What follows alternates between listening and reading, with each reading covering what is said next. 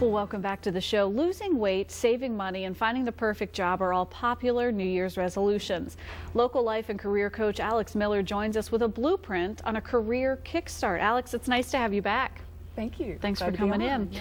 This is the time of year when we've maybe been working up to this point, but it's a fresh start, and we start thinking, you know, maybe it's time that I really find my passion, or maybe it's time that I start something new altogether. You see a lot of this time of year. Exactly. I love this time of year for exactly what you said, a fresh start, opportunity to find something new, to evaluate your life, and to check in, and in the appraisal see is what you want. Is it, everything from what you do for entertainment, what you do for relaxation, to what you do for a living. So. And all of these things, evaluating every part of your life is really going to make an impact on your 9 to 5, or if you're lucky, just the career that you have or you're looking for, right?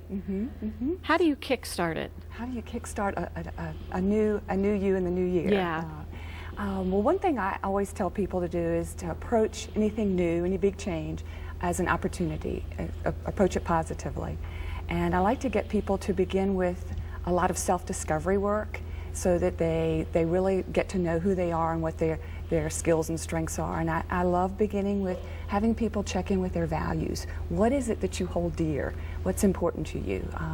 And particularly if you're looking for a new career, you know, what is it? Do you get charged up by being on the cutting edge of things, or do you get excited about brainstorming meetings with colleagues, or do you like helping others? What is it that you value? So I get people to actually write down what it is they value, what's important to them, and that's so key as a beginning. Do you find that when you're working with people and you have them do this self-discovery and they write these things down, is it a big moment for them because maybe they haven't necessarily been honest with where they are? Yeah, a lot of people are so close, you know, you're so close to yourself that they don't even realize what their values are or what their natural skills are. I love helping people see what the things are that they do naturally well, so that they're working in the flow of who they are rather than against the flow, and helping people find a passion maybe that they didn't already know about. But self-discovery, serious self-reflection is a big part of it, and I love guiding people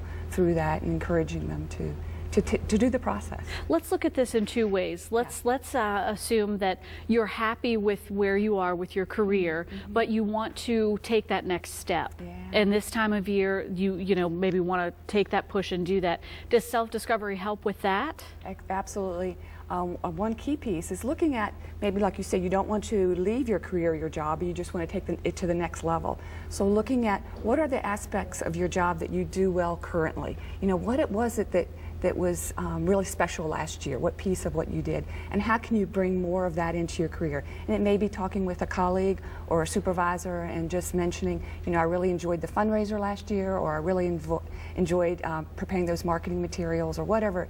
How can I get more of that? And so bringing more of what you enjoy and what you want to reach for in the new year. And that's interesting that it doesn't have to necessarily be this full history of timeline that, oh, well, I did this 5 years ago that really worked, or this was 2 years ago, but you can look as recently as just the past year. Sure. What did you excel with, and what made you happy? Sure, but the past is information as well. Okay, so, okay, so don't discount it entirely. That's right. Okay, now from the other end, the other perspective of this, you want to find your passion. So we've talked about the self-discovery. What else, once you've done that, once you've maybe been honest with yourself, what's next in discovering that career that's right?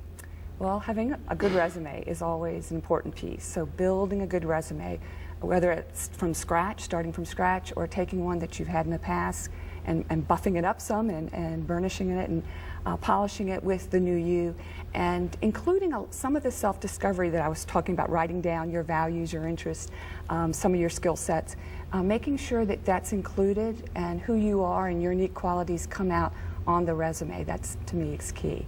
And it is, as you're doing this self-discovery, this honesty of what you're looking for. It's okay to do that when you're just writing it out for yourself, and you might start to guide it in a good way, in a positive way. Yes, and to put into a resume, is that what you mean? Yeah. Yeah, you can include that.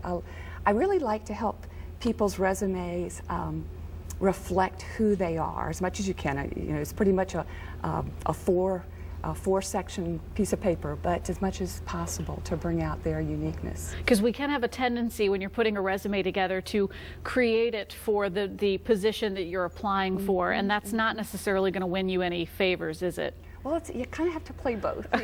You have to make it unique to you, but then you do have to do your homework and know the company you're applying for, the agency you're applying for, and make sure you're targeting your resume. So I usually start off with a base resume with people, and then we tweak it to make targeted resumes that go off in different directions. A balancing act. Thank you so much, Alix Miller. We appreciate it. Thank you, Jessica. Great advice. Great advice, Miss Carrie Rose. We're going to send it over to you in the Weather Center. Okay, thanks. I like it. I'm already making my list of ideas, things to take care of this year.